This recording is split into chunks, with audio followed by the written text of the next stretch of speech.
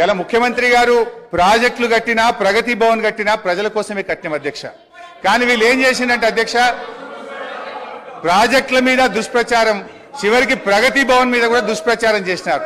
సరే, మొన్న గౌరవనీయులు బట్టి విక్రమార్క గారు ప్రగతి భవన్ లో గృహప్రవేశం చేసినారు. చాలా సంతోషం, వారికి నా శుభాకాంక్షలు. అయితే అధ్యక్ష, గతంలో ఇదే నాయకులు ఏమని చెప్పింది అధ్యక్ష, ప్రగతి భవన్ లో 150 గదులున్నాయని, బుల్లెట్ ప్రూఫ్ బాత్రూమ్లు ఉన్నాయని, 250 సీట్లున్న సినిమా థియేటర్లు ఉన్నాయని, స్విమ్మింగ్ పూల్లు ఉన్నాయని చెప్పిండ్రు. మరి ఇప్పుడు బట్టి గారు చెప్పాలి, ఎన్ని రూములు ఉన్నాయో, స్విమ్మింగ్ పూల్లు ఉన్నాయా, ఏమున్నాయో ఇప్పుడు బట్టి గారు సమాధానం చెప్పాలి. అధ్యక్ష, మా నాయకుడు తన కోసం ఆలోచించలే. మొన్న ఆసుపత్రి నుంచి డిశ్చార్జ్ అయితే కనీసం ఆయన ఒక ఉండడానికి ఇల్లు కూడా కట్టుకోలే అధ్యక్ష.